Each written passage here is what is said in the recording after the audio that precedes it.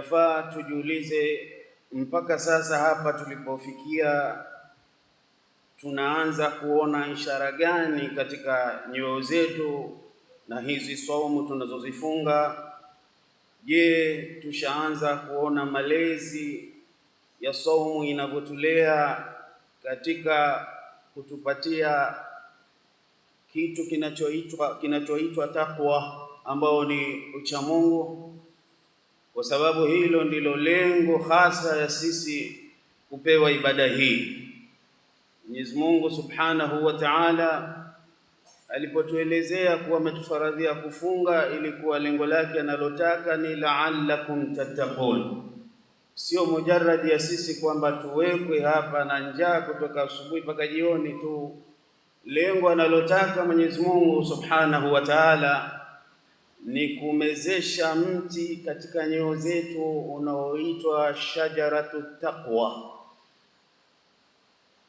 Kuwe na mti wa uchamungu, kila mtu awe ataupata huu uchamungu, kitu ghali kabisa. Na ndio maana ukakuta kila tunapokutana katika hutuba zetu, kitu cha kwanza huwa tunahusiana juu ya jambo hili, usikum wa iyaya bitaqwallah, kwa sababu ni jambo kubwa sana hili mtu alitafute katika maisha. Takwa peke yake ndiyo itakayo kufaulisha wewe na mimi kesho tutakapokwenda mbele ya Mwenyezi Mungu Subhanahu wa Ta'ala. Kwa hivyo katika hutuba yangu leo nitakuwa naelezea thamaratu taqwa, yale matunda ambayo tunayapata, ambayo ni matunda ya uchamungu yanayozalishwa kutokamana na hii somo ambayo kwamba sisi tunayoifunga. Ndugu zangu, lazima tupate matunda ya muraqabatullahi tabaraka taala wal ihsan. Tupate matunda ya mtu afike kiwango ambacho kwamba yeye anaweza akawa anamchunga Mwenyezi Mungu Subhanahu wa Ta'ala na kuangalia haki zake na amri zake pahali popote pale, bila ya kuona hapa sionekane naweza fanya, hapa sasa naonekana sifanyi. Ikawa yeye huyu mwanadamu anaishi kwa kuangalia Mola wake Subhanahu wa Ta'ala, wapi ananiambia nifanye au lipi ananiambia nifanye na lipi nisifanye. Sasa mwanadamu atakapokuwa ndani ya moyo wake imefika daraja ya kuwa na ihsan. Maana ihsani, mtume aliulizwa na Jibril akaijibu maana yake ni an ta'budu Allaha ka'annaka tarah. Ifikie wakati kwamba wewe unamwabudu Mwenyezi Mungu kana kwamba unamuona, fa in lam takun tarahu fa innahu yarak. Ikiwa humuoni basi yeye anakuona. Yani ifikie daraja hiyo, awe mtu ana hofu ndani ya moyo wake kuvunja sharia za Mwenyezi Mungu Subhanahu wa Ta'ala. Hivi ndivyo itakuwa hii somo imefanya kazi katika zoezi letu hili la kufunga. Lakini inapokuwa tunafunga na uchamungu wetu haupandi, na kila kukicha labda uchamungu wetu unashuka sasa, na tunaanza kubebea na kuzembea katika mambo ya kheri, na pengine tukawa sasa hatuna tofauti ya sisi tulipokuwa ndani ya Ramadhani na nje. Hapo kwa hakika yataka tuanze kulia kilio cha machozi ya damu, kuona kwamba sisi huenda tukala hasara tusipate lengo la hii somo. Lakini masahaba ridwanullahi tabaraka taala alaihim, wao walilelewa na hizi somo kiasi ambacho kwamba ziliwalea wakawa wanayemtazama ni Allah Subhanahu wa Ta'ala peke yake. Ile hadithi mtume aliyosema ittaqillaha haythu ma kunta, mche Mungu popote utakapokuwa, wa atbi'i sayyi'ata alhasana, na ikienda umekosa basi kwa yale makosa yako fatiliza mema, tamhuha, yatakwenda kufuta hayo mabaya. Wa khaliqin nasa bi khulqin hasan, na utanganyike na watu kwa tabia nzuri. Hii hadithi masahaba wa Mtume sallallahu alaihi wasallam walifanyia kazi. Tizama, kulikuwa na sahaba mmoja alikuwa akiitwa Bashir ibn Sa'id. Huyu mzee Bashir ibn Sa'id ilikuwa ameoa wake Yani ameoa mke wa kwanza, amezaa naye, akaoa mke mwingine vile vile akazaa naye. Huyu mke wa pili akataka kumfurahisha huyu sahaba, na mnajua tena mke wa pili anapovutia, akaona amfanyie kitu ili apate azidi kumpenda. Ilikuwa amezaa naye mtoto akiitwa Nu'man ibn Bashir. Kama tushasikia kuna sahaba akiitwa Nu'man ibn Bashir, basi ndiye mtoto alikuwa amezaa naye. Siku hiyo akamwambia mke wake, njoo mke wangu hapa, na habari nzuri nitaka kukupa. Habari zangu ni kwamba unajua mimi niko na mali ya kutosha. Sasa huyu Nu'man mtoto wetu huyu nataka nimwandikie mali, ile shamba lile nataka nimwandikie iwe lake yeye peke, mbali ya ndugu zake wengine, nimpe yeye tu. Niambie swali hili lao likaletwa au kamuuliza mmoja katika hao wake zetu wa sahihi, atakwambia mume wangu hujafanya jambo zuri kama hilo. Pengine atasimama akushike akubusu, kwa kuwa utataka kufanya jambo zuri sana, wamwandikia mwanangu. Aseme naam, nataka nimwandikie. Kwa mfano ningekwambia hivyo, wewe ungesema naam, nataka umwandikie. Lakini tizama somo watu hawa zilikuwalea. Alimwambia mume wake, mimi wallahi sifanye kitu kama hicho, wala mimi sikubaliani na kitu hicho unachokisema umwandikie mwanangu, mpaka kwanza uende kwa Mtume sallallahu alaihi wasallam ukamshuhudishe haya unaoniambia mimi, basi umwambie Mtume. Mtume akikubali sawa, Nu'man aandikiwe shamba. Mtume akikubali sawa. Huyu Bashir akatoka pale akaenda moja kwa moja kwa Mtume sallallahu alaihi wasallam, na mkewe alijua kwa nini kamwambia anaenda kwa Mtume ndiye ashuhudie, kwa sababu anajua Mtume ndiye ameletwa kufundisha sheria. Hawezi Mtume kutoa sheria au hukumu ya batil, lazima hukumu yake itakuwa ni hukumu ya haki tu. Akaenda akamwambia, ya Rasulullah, mimi nataka kumwandikia khati mwanangu Nu'man shamba fulani. Sikilizeni Mtume Muhammad sallallahu alaihi wasallam alimjibu nini na alimuuliza nini. Mtume sallallahu alaihi wasallam alimwambia, watoto wako wote umewapa hivyo hivyo unavyotaka kumpa huyu? Kila mtoto umempatia hivyo au utampatia namna hiyo? Anasema la, hii ni special, ni khasa, hii ni yake yeye tu. Mtume sallallahu alaihi wasallam akamwambia Bashir ibn Sa'id, ushahidi huo nenda ukatafute mtu mwingine, faliyashhad ghairi, mimi siwezi kushuhudia katika dhulma kama hii. Dhulma ifana namna hii, wengine wapewe, wengine wadhulumiwe, hiyo dhulma mimi siwezi kuishinda. Tafuta shahidi mwingine ashuhudie katika jawr na dhulma kama hii. Sasa hapa ninachotaka kuwaambia, kitu gani kilimsukuma huyu mke huyu mpaka kakataa mwanawe aandikiwe mali? Kwa sababu ndani ya moyo wake kulikuwa kuna uchamungu. Anajua hapa duniani kama mwanangu ataenjoy na apate vitu vya ulimwengu, lakini kesho mbele ya Mwenyezi Mungu kesi hii itakwenda kusimama mbele yake. Angalia vile vile zama za Umar bin Khattab, alipokuwa usiku anazunguka, ilipofika sehemu karibu ya alfajiri, amepita nyumba moja, anamsikia mama anamwamsha binti yake, anamwambia haraka, inuka tuchanganye maziwa na maji. Sije Umar akaja akatuvamia hapa, maana nasikia amekataza, hataki maziwa yatiwe maji, yauzwe hivyo hivyo. Simama basi mwanangu, tutie maji ili tupate faida nyingi. Yule binti akamwambia mamake, mamangu, sasa ikiwa Umar hakuoni, in kana Umar la yaraki fa inna rabba Umar yaraki, wewe usiangalie kwamba Umar hayupo hapa. Kama Umar hakuoni, kumbuka vizuri Mungu wa Umar anakuona wewe unachotaka kukifanya wewe. Kumbe maneno yale Umar akawa yasikia. Pale pale ameimaki ile nyumba, amwambia mwenzake turudi twende zetu. Alipofika nyumbani akawachukua watoto wake akawaeka chini. Umar anauliza, man minkum yuridu an yatazawaja, nani katika nyinyi yuko tayari nimwozeshe nyumba ya mama muuza maziwa, kuna binti pale, nimwozeshe huyo binti.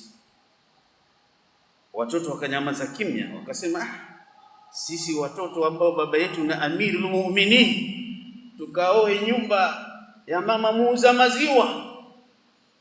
Umar akaona kimya kimekuwa kirefu, akawaambia basi kama hajitokezi yoyote kuwa tayari kuwataoa, basi mimi nitaenda kumuoa mwenyewe.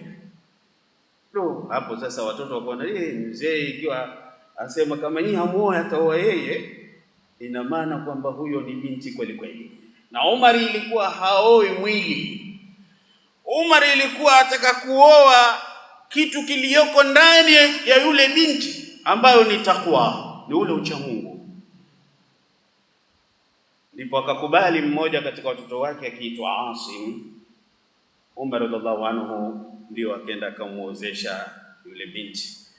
Asim alipomuoa binti huyu, Mwenyezi Mungu Subhanahu wa Ta'ala akawabariki, wakapata kizazi, wakapata mtoto wa kike, binti anaitwa Leila. Huyu Leila akaja baadaye akaolewa na Ibn al-Aziz, Abdul Aziz bin Marwan. Abdul Aziz bin Marwan akazaa naye Umar ibn Abdul Aziz, yule khalifa ambaye kwa kwamba tumewahi kusikia historia yake aliyoifanya katika ulimwengu huu. Huyu mpaka wanahistoria wanashangaa aliwezaje katika serikali yake kuua umaskini kabisa. Alitafuta fukara, hakupatikana, mpaka zaka ikawa inazungushwa, yatafutwa mtu wa kupewa. Kila mtu anasema mimi niko vizuri, angalia mwingine. Kila mtu akahakikisha amemjengea nyumba yake, vilema akawapa usaidizi, na kila mtu akampa transport yake. Dola ikawa inajaa mali kiasi mpaka kukaonekana mambo makubwa, mpaka siku alipoonekana Umar radhiallahu anhu aliyoyafanya yakawashangaza watu. Watu wakaona kwa kweli hatujawahi kuona mtu aliyotengezea maisha kama huyo. Haya yote ni natija ya nini? Tatija ya ule ucha Mungu uliotoka kule kwa nyanyake mamake mke wake ambaye aliolewa na Asim ibn Umar bin Khattab radhiallahu ta'ala anhu. Haya ndugu zangu ndio katika malezi ambayo yatakikana hizi somo tupate matunda ya tujenge matunda ya ucha Mungu.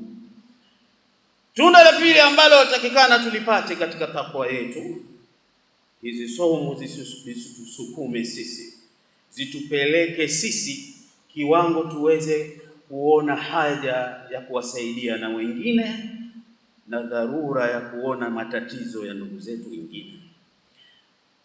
Mwenyezi Mungu akatutia sote katika jambo hili ili tupate kuhisi kama wewe labda huu mwezi mmoja wa Ramadhani mchana peke yake waiona hii somo inavyokuhangaisha, ili upate somo uone kwamba kuna watu life yao baada ya Ramadhani pia wanaendelea, labda mtu anapata mlo mara moja tu, wengine hukosa wakalala na njaa hivyo hivyo. Je, hawa watu wanaishi vipi? Ili angalau upate ile hisia ya wewe kuweza kunyosha mkono wako na kumsaidia mwingine. Itakuwa yasikitisha kama leo Ramadhani ya 10 wewe ukijiangalia nafsi yako hujawahi kunyosha hata mkono wako kumsaidia mwingine. Mkono umekuwa ngumu kama kikuni, umekuwa hauendi pale wala pengine, hata tende pia moja au mbili hujawahi kumpa mtu.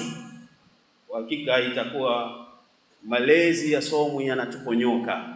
Ndio Mtume sallallahu alaihi wasallam hadithi zasema, kana ajwadu nnas wa ajwadu ma yakunu fi Ramadhan, kwamba Mtume ilikuwa mtoaji kuliko watu, tena utoaji wake sana ulikuwa ukimsukuma katika mwezi wa Ramadhani. Anjo sasa uangalie sahaba wake. Kwa nini nipate tabu kuwapa mfano na hali kuna mfano wa mtu Mtume aliwahi kusema ma dharra Uthman ba'da al-yawm, ma dharra Uthman ma amila ba'da al-yawm. Uthmani hatopata madhara kwa aliyoyafanya baada ya siku ya leo. Uthmani alitoa sana katika vita vya Tabuk, akaleta migamia, akaleta. Mtume akatokwa na maneno kama haya, Uthmani hatopata madhara baada ya leo. Hapo Mtume yuko hai, ingekuwa ndio chance Uthmani aseme sasa mimi maadamu Mtume asema sitapata tena madhara, sasa basi kutoa. Lakini tizama mpaka ilifika zama za Abu Bakr Siddiq radhiallahu ta'ala anhu. Abu Bakr yeye alikuwa ndiye khalifa, kukaingia ukame na chaka. Ukame ule mpaka wafanyi biashara wakatatizika, wakawa hawana bidhaa za kuuza. Wakamfuata Abu Bakar wakamwambia, sasa uonaje hii hali ambayo kwamba ipo? Wewe kama khalifa umeweka ushauri gani juu yetu sisi? Abu Bakar aliwaambia insarifu wasbiru, ondokeni jamani, mwende, wallahi la tumsuruna hatta yufarrij Allahu ankum. Nyinyi nawapeni mimi hii ahadi. Angalia confidence aliyokuwa nayo Bakar. Awaambia leo jioni haitofika isipokuwa Allah jalla jalaluhu atakufarijini, atawatoleeni matatizo hii ya njaa na chakula. Mara ghafla watu wakapata habari kwamba Uthman bin Affan amekuja kutoka Sham na amekuja na msafara wa magamia, amejaza vyakula. Uthman radhiallahu anhu akawa amejaza magodauni yake na maghala yake vyakula vya kutosha. Matajiri walipopata salamu hizi na habari hii, wote wakakimbia mbio wakamfuata Uthman bin Affan, waende wakanunua ile mali ili wapate kuuza kwa bei ya juu, wawatandike wale mafukara, kama tunavyoona namna wengine wanapofanya katika miezi hii ya Ramadhani. Wakaenda wakajazana kwa Uthman bin Affan. Sayyidina Uthman akamwambia karibuni. Walipoingia jamaa wameiona mali, wameanza kuikodolea macho, kila mtu anasema hapa kweli, hapa tutauza kweli, tutafanya biashara kweli. Uthman radhiallahu anhu anauliza wale matujara, waambia haya sasa, mnaona mmekuja kununua mali hii, sasa haya niambieni bei yenu, mnataka kununua ngapi? Wakamwambia sisi tutakupa 10 kwa 12, kitu ulichonunua shilingi 10 tutakupa 12. Uthman akamwambia laqad zada ghayrukum, kuna mwingine ashanipa zaidi ya hiyo, zada ni ya ghayrukum, kuna mwingine yuko tayari kunipa bei zaidi ya hiyo bei yenu iko chini sana. Wakaona wakaangaliana, sisi tumwambie nini? Wakaona waongeza, wakamwambia tutakupa kwa 10, yani 10 kwa 15. Hiyo bei ya mwisho hapo Uthman kaufikiri. Uthman pia akawaambia hata hiyo kuna mwingine ambaye yuko tayari kunipa zaidi ya hiyo. Wale matajiri wote wakashangaa, wakaanaulizana, wakasema nahnu tujaru ahlul Madina, sisi ndio wadosi hapa, sisi ndio wenye senti hapa, sisi ndio matajiri hapa, hakuna mwingine anayeweza kununua bei zaidi ya hiyo. Hebu tuambie huyo ambaye atakupa zaidi ya hiyo nani huyo? Akawaambia msipate tabu, laqad zadani Allahu tabaraka wa taala bikulli dirhamin 10. Ikiwa nyinyi mna habari, Allah ameniahidi kwa dirhamu moja atanipa 10. Man jaa bil hasanati falahu 10 amthaliha. Allah anasema yoyote atakayokuja na jema moja atampa 10. Kisha pale akawaambia ushihidukum, nyinyi nimewaita na nikawaruhusu muingie hapa ndani, ilikuwa nataka muwe mashahidi. Nyinyi nataka munishuhudilie anni qad tasaddaqtu, mimi nimeshatoa sadaka hadha at-ta'ama ala fuqara'il muslimin. Chakula chote hiki hakiuzi, chakula chote hiki na kiende kikawasaidie fukara wa Kiislamu. chakula chote kikapelekwa ikatolewa kusaidia umma wa Kiislamu. Abdullah bin Abbas asema siku hii Uthman alipofanya khairi hii, usiku wake nilipolala mimi nilimuota Mtume Muhammad sallallahu alaihi wasallam amenijia usingizini. Nikamuona amepanda juu ya nyumbu aliyekuwa na mapaku meupe na meusi, akiwa amevaa mavazi ya nuru, viatu vya nuru, na mkononi mwake ameshika fimbo inatoka nuru. Nilipomuona vile alivyopendeza, nikaanza kumkimbilia nikimwambia, ya Rasulullah, mimi natamani usubiri unisikilize, nataka kuongea na wewe. Mbona nakuona unaharakisha, unakimbilia wapi Uthman? Unakimbilia wapi ya Rasulullah? Mtume anamjibu Abdullah bin Abbas usingizini, anamwambia, mimi ulivyoniona ni kwa Uthman alitoa sadaka. Si unajua Uthman ametoa sadaka, na sadaka aliyotoa Mwenyezi Mungu Subhanahu wa Ta'ala ameikubali. Sasa Mwenyezi Mungu Jalla Jalalu amemuozesha hur katika mahurul ain, wa qad du'ina li'ursi. Na hivyo unavyoniona na harakisha, nimealikwa kwenda kuhudhuria harusi ambayo inayofundishwa hurul ain, kuozeshwa Uthman bin Affan kwa khairi yake hiyo aloifanya. Hivi ndivyo ambavyo yatakikana, ngalau na sisi tujaribu kusukumana, tusiwe sisi mtu wangoja kupewa tu, na sisi tujaribu, au tunaokodolea wale watu wenye nafasi peke yao wafanye hizi khairi, ili tujifunze na sisi kutoa. Kwa sababu tusikiliza, Mwenyezi Mungu anatuambia katika sura Fatir aya nambari 29, innal ladhina yatluna kitaballahi wa aqamus salata wa anfaqu mimma razaqnahum sirran wa alaniyah yarjuna tijaratan lan tabur.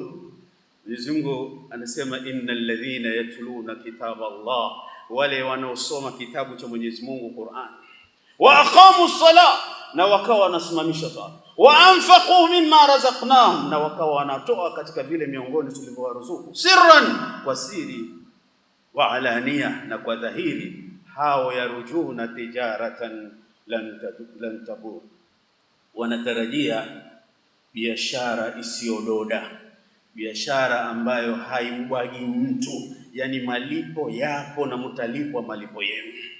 Kwa hivyo hili ndilo katika tunda miongoni mwa matunda ya takwa ambayo yatakikana tuyapate sisi, ndugu zangu Waislamu. Kuna watu waliacha mpaka haji vile vile kwa sababu ya jambo kama hili. Abdullah bin Mubarak siku alipokuwa amepanga kwenda zake hija, na alikuwa na kawaida kila mwaka anakwenda hija na mwaka mmoja anakwenda jihad fi sabilillah. Alipofika katika mwaka wake wa kwenda haji, alipokuwa usiku anatembea barabarani, akampata mama yuko kwenye pipa jala chaka anachokora.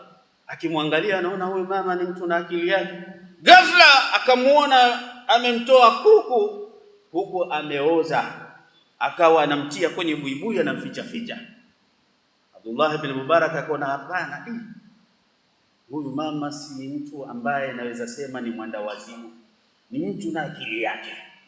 Huaje amchukue kuku kwenye jala chaka aliyeoza kisha iwamtia kwenye buibui? Akamfuata Abdullah bin Mubarak. Akifika akamuuliza, samahani mama, nilikuwa nauliza, mbona naona umechukua kuku huyu mzoga huo, unaenda nao wapi wewe? Yule mama machozi akamtoka, akamwambia Abdullah ibn Mubarak, utrukul khalqa lil khaliq falillahi fi khalqihi shu'unun wa su'ulun. Mwachie muumba viumbe vyake, kesho Mwenyezi Mungu ana maswali mazito sana atakwenda kuwauliza waja wake. Mimi kumwokota huyu nimejaribu kufanya kila aina ya biashara ili kwamba niweze kujikimu katika maisha yangu, na mimi ni mwanamke mjane, nimeachiwa banati 4. Nikaona nifanye biashara ndogo ndogo ili kwamba niweze kujisaidia maisha, lakini wapi, maisha yananishinda. Sasa mwisho wale binti yangu nyumbani wamenitishia, wanambia, mama, kama sisi hatutokula nyama, hii ndoto ya sisi kula nyama naona haifiki. kama sisi leo hatutokula nyama, basi itabidi tutoke twende tukajiuze miili yetu tulete nyama hapa. Nikaona fedheha sasa itanijia, nikaona haraka sasa leo ni kutoka mimi potelea mbali, hata nikipata mzoga ni mle, kwa sababu faman idhurra ghaira baghin au adin fala ithma alayhi, nimezongeka. Ndio maana nimemchukua huyo Abdullah bin Mubarak, wa bakhti ilikuwa zile pesa zake na nauli yake kwenda haji yako nayo pale, akatoa dinari 100 za dhahabu, akamwambia haya, chukua hizi zitakusaidia mama. Subhanallah, furaha iliyoje mama huyu, aliona mwezi umemwangukia, akamshukuru sana Abdullah bin Mubarak. Sasa kipi kilichotokea baada ya hapo? Watu wakaja kumfuata Abdullah bin Mubarak, twende zetu hija. Akawaambia neneni, mpaka watu wakaenda. Cha ajabu katika karama Mungu alizompa, wale mahujaji walipofika kule Maka wakawa wanamuona Abdullah bin Mubarak kule, na kila step wanaopiga Abdullah bin Mubarak yuko na wao, akawa anawafundisha zile manasikul hajj na kuwafundisha ilmu mbalimbali, mpaka waliporudi mitaani wakaja wakaeneza sifa kemkem za Abdullah bin Mubarak. Abdullah bin Mubarak ni mtu mzuri, ulama mzuri, ametufundisha, ametulekeza, mpaka zile sifa zilizokuwa zikienea mtaani zikamfikia yeye Abdullah bin Mubarak. Na Abdullah bin Mubarak anasema, mwaka huu mimi sikuenda. Kuna nini cha zaidi kilichotokea? Basi siku ile alipoenda kulala akafanya dua, akamwambia Allah jalla jalaluhu, ya Rabbi, nijulishe haya wanayoyasema hawa watu juu yangu mimi, hizi sifa na wanazonipa, nijulishe ya Rabbi. Alipolala akamuona Mtume Muhammad sallallahu alaihi wasallam usingizini, akamjia akamsalimia, assalamu alayka ya Abdullah bin Mubarak, atadri man ana, unajua mimi nani? Ana Muhammadur Rasulullah, shafi'uka fi dunya, habibuka fi dunya wa shafi'uka yawm al-qiyamah, ndio mimi kipenzi chako hapa ulimwenguni na muombezi wako siku ya kiyama. Mwenyezi Mungu akubariki na akukirimu kwa uliyofanya kuwafanyia mama yatima. Satarakallahu kama satara alayhin, na Mwenyezi Mungu akusitiri kama namna ulivyostiri mama yatima na mayatima wenyewe. Na isitoshe Abdullah bin Mubarak, Mwenyezi Mungu amemuumba malaika akampiga chapa ya sura zako, akaenda kukufanyia haji mwaka huu.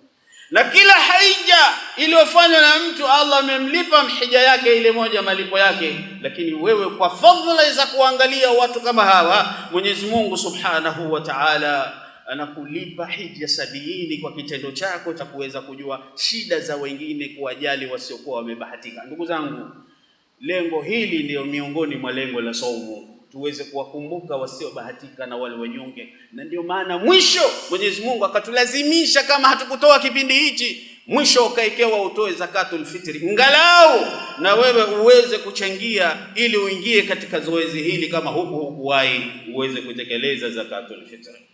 Na mwisho kabisa namalizia katika miongoni mwa matunda tuondoke nayo, tupate ile as-sabr wal ihtimal wa kadhm al-ghayth wal inabah ila Allah. Lazima tutoke saumu ikiwa imetufundisha subira, uvumilivu. Maana ni uvumilivu kutoka asubuhi ujiziwie mpaka jioni, sio mchezo.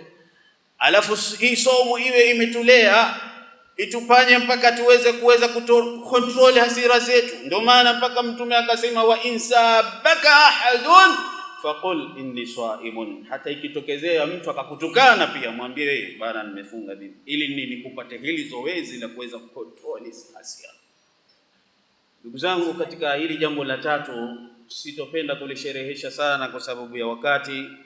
Nitawaacha tu na aya katika suratu Al-Imran ambayo inayotupa moyo kabisa kuwa wakati tutakapoweza kuzuia hasira zetu, na wakati tutakapoweza kutoa wakati wa dhiki na raha na kusameheana, na wakati anapokuwa tutakapokosa kufanya madhambi makubwa na madogo, mtu akajua kwamba mimi nina dharura ya kurudi na kuomba msamaha, Mwenyezi Mungu Subhanahu wa Ta'ala watu hao ameahidi atawapa msamaha na janna ambayo watakaa ndani milele, hawatoki tena. na hakika hayo ni malipo mazuri ya wenye kutenda, aliposema wasari'u ila maghfiratin min rabbikum wa jannatin 'arduha as-samawati wal ardu u'iddat lil muttaqin, kimbilieni haraka haraka muendee maghfira ya Mola wenu, na hiyo pepo mnaosikia upana wake tu mbingu na ardhi imewekewa specially ni wale wacha Mungu. Wapi? alladhina yunfiquna fi sarra wad-dharra wal-kadhimina al-ghayr wal-'afina 'anil nas, wale ambao wanatoa wakati wa wasaa na wakati wa dhiki vile vile, na wana control hasira zao, wana meza hasira zao, na wana tabia ya kusamehe watu. Wallahu yuhibbul muhsinin, na Allah anawapenda sana watu wenye kufanya wema. Walladhina idha fa'alu fahishatan, na wale ambao wakifanya madhambi makubwa machafu, au dhalamu anfusahum dhakarullah, au wakijidhulumu nafsi zao kwa dhambi ndogo ndogo, wanamkumbuka Mungu, fastaghfaru li dhunubihim, wakimkumbuka Allah wanafanyaje? Wanaomba istighfari kwa madhambi yao. وَمَن يَغْفِرُ الذُّنُوبَ إِلَّا اللَّهُ, na hakuna yeyote, usidanganye, mwenye kusamehe dhambi isipokuwa ni Allah peke yake. Usikae wewe ukangoja ati labda kuna mtu atakusamehe dhambi zako. Allah peke yake. وَمَن يَغْفِرُ الذُّنُوبَ إِلَّا اللَّهُ وَلَمْ يُصِرُّوا عَلَى مَا فَعَلُوا وَهُمْ يَعْلَمُونَ. Na baada tusharudi kama hivi, tusharudi Ramadhani, alhamdulillah, tumeacha mambo yote sahihi. Kila mtu ameacha uchafu wake, ameacha balaa zake, ama basi tustiki hapo hapo, tubaki hapo hapo. Allah sema tusiregelee tena kufanya yale yalikuwa tukiyafanya. Walam yusirru ala ma fa'alu wa hum ya'lamun, tusirudi tena, tuzuie hapa kwa sababu hatujui hii Ramadhani kwamba tutaipata tena nyingine, hakuna anayejua. Kwa hivyo tubaki hivyo hivyo baada ya Ramadhani vile vile. Allah sikiza malipo ya watu hao, anasema ulaika jazaohum maghfiratun min rabbihim wa jannatun tajri min tahtiha al-anharu khalidina fiha wa ni'ma ajrul 'amilin, kwamba malipo yao ni pepo.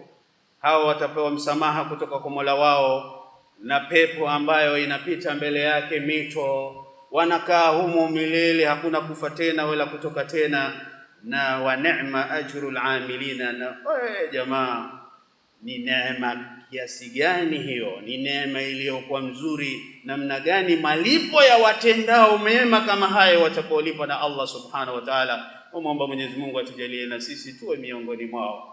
إن الله وملائكته يصلون على النبي يا أيها الذين آمنوا صلوا عليه وسلموا تسليما.